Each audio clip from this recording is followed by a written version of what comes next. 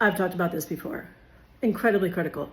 The first 3 to 5 minutes of your class will set the tone for the entire class. I don't care if you're talking about the beginning of September, the January, or June 1st.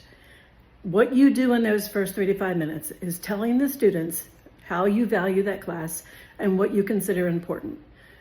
If you are turning your back to them, gathering materials because you didn't get a chance to do it earlier, if you are talking to a straggler from the previous class and they're all walking in and talking, they start conversations, just like we do. If we're at a faculty meeting, we start a conversation and we don't want to be interrupted. We're in the middle of like juicy stuff.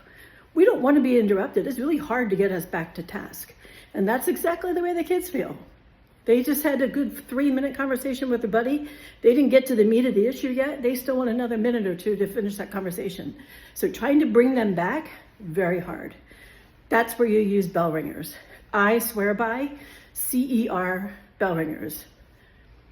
Claim, evidence, and reasoning. So as they look at image, I especially like to use image ones.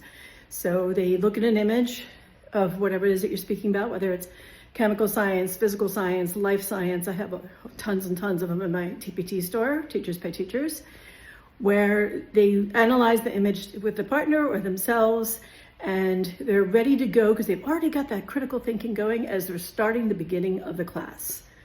Boom, you've got them. Do you have to grade every single one of them? No, but you have them in case you need them. It could be a good way of deciding if a kid's getting a B+ or an A is how nice their bell ringers look. So Science by Sinai, Teachers Pay Teachers. Also over on my blog, I describe them quite thoroughly how I use them at sciencebysinai.com. Take care.